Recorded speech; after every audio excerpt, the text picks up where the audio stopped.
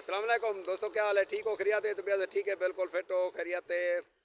असा ई टाइम पहुँच गए हैं बिलाल भाई दे नाल और गुलाम असर खान दे नाल पुल कंबर शादल लुंड और तौसे दे इलाके ये नादरीन ई टाइम असा बिल्कुल पुल कंबर दे उत्ते मौजूद हूँ। ये इलाका ही तुसा ॾिठा होती, वसेब भी तुरा ॾिठा होती, भला भी तुसा एक दफ़ा दे गिनो।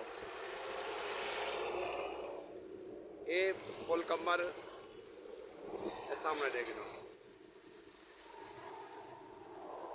जबरदस्त माहौल। बिलाल भाई मेरे ख्याल तक ये रोड जरा वेंदा पे ना एक कोट अदू तो वेंदा पे होती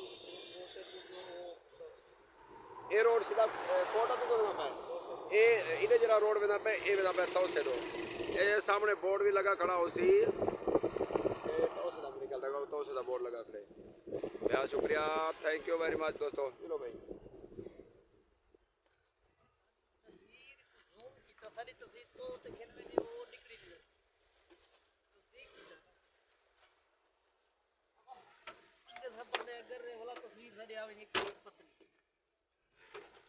ਹੁਣ ਮਤਲਬ गाड़ी बांधे पे हैं बिस्मिल्लाहिर्रहमानिर्रहीम